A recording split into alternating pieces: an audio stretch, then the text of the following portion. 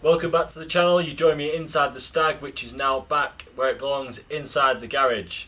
Now, I've had a few problems with the white 944, so we've had no more videos on that, hence it's sat outside now, waiting to be further fixed, but we'll find that out in another video.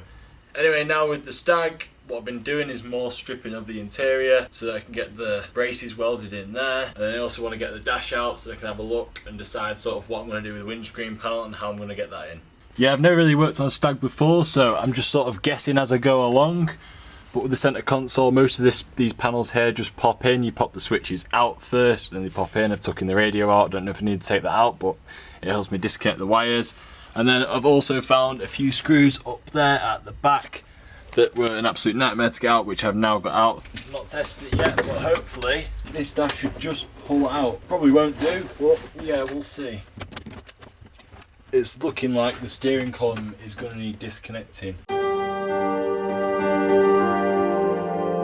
No, that was a truly awful job. We had to take these three off, and that one there was the absolute biggest pain in the backside ever encountered. The dashboard should pull out, and I just need to undo all the block connectors behind it. Let's get this dash.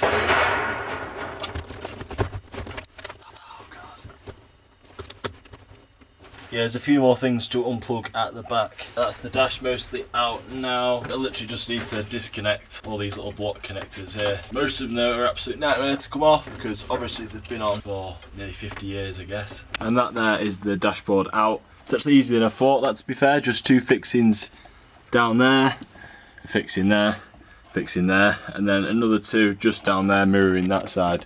The other things that were actually a bit of a pain where you had to drop the steering column off, which sometimes they slide over the top of it, but not on this car. And then the bonnet release. Over there was also the speedo drive cable that was a bit of a nightmare. These block connectors were quite easy to pop out. I had to get a set of pliers on them. Get that away in the loft now, and then get that centre console out, and then I can start the welding. Right, next job is to get this windscreen out. What I'm going to do is cut the rubber at the back and hopefully pop the screen out. Obviously I don't want to smash the glass and I don't want to damage the chrome trim. The rubber is already perished, so I don't mind sacrificing that. It's important to take the windscreen out. On my MGB, when I cut the sills off, I did leave the windscreen in stupidly, and with the little bit of movement that you will get with taking apart a massive structural part of the car, I did smash the windscreen in that just by cutting the sills out. All I used here was a trusty Stanley knife and a screwdriver to prise it away. The back half of the rubber there cut and peeled off. Luckily it came off in one piece, which is quite lucky. All I'm going to do now is just put a bit of pressure on the back of the windscreen. Hopefully we don't have any casualties. Hopefully we can get the screen out in one piece. Just a little bit of pressure from the back. This screen should just pop out. God. I'll be very careful when you're doing this on your own. I'm just going to get a blanket and get it on the floor. Yeah, let's see how bad the panel is underneath. Oh wow. Okay, it's not as bad as I first thought that, but I do have a new panel still to go in. So yeah, if you're looking at this here, obviously it is knackered there, but the actual inside of the lip, where the seal actually mounts onto, which is the bit where it's usually the worst, is actually quite solid. Obviously needs a repair there, but yeah, probably what I'm going to do with this is take this outer skin off. See, there's two skins just there, and then I'll put a new outer skin on from the panel that I've got. I think it's up there. Yeah, got a whole new panel up there, well, new to me. The screen is out, obviously a lot better than I thought. New skin still needed, but the skin replacement should be quite straightforward on that one. So anyway, before I brace up the doors, I'm going to need to disconnect the alternator, otherwise it'll fry that. Make sure the battery's disconnected, which I think it is anyway. And then yeah, I'm going to brace up the doors, then I can get it up in the air. Here's the alternator plug. The alternator is right at the bottom of the engine there, but that just pulls off. No clips or nothing. Battery disconnected. Ignore those, that's just for a bit of extra choke. That's a little sneaky little trick for you. If you ever struggle getting your car started, well, it's on carbs.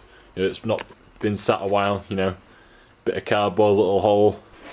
Richens it up a bit, makes it a lot easier to start. Anyway, get those braces cut out now, get both doors welded up, A post to B post. Once the doors are braced up, what I'm going to want to do is jack the car up, and then what we're looking for is to have a nice door shut like that. That'll show me that the car's still square.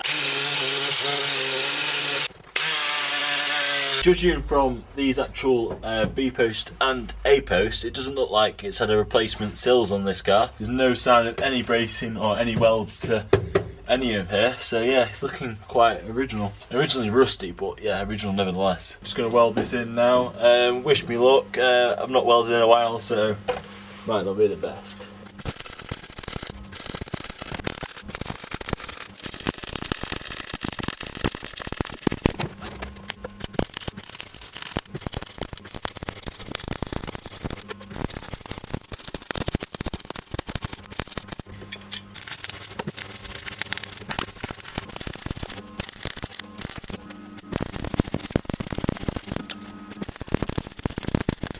Right, yes, that is one of the doors braced up. As you can probably tell, I'm a little bit out of practice with the welding, but as we've gone along, it's gotten better. Not perfect, but plenty of heat penetration. It's only temporary welds anyway. Now, hopefully the door shuts. Yep, I'm going to jack it up, double check the door still shuts, and then we should be fine then, yep. Right, just get the thing jacked up now. I'm just jacking it up on the rear suspension. Last time I jacked it up, when I was doing the jet washing, it didn't. Lovely. That is the door there, properly braced up. As you can see, the door still shuts nice. It didn't do that last time I jacked it up. Anyway, I think we'll call that a video here. I've got loads done. It might not seem like it because I've really struggled to film a lot of the dash. Join us next time where I'll either have that Porsche MOT and I'll show you all the problems that's gone on, or I guess I'll get the stills cut off this, order some new panels I guess. Don't forget to like, comment and subscribe if you've enjoyed this video.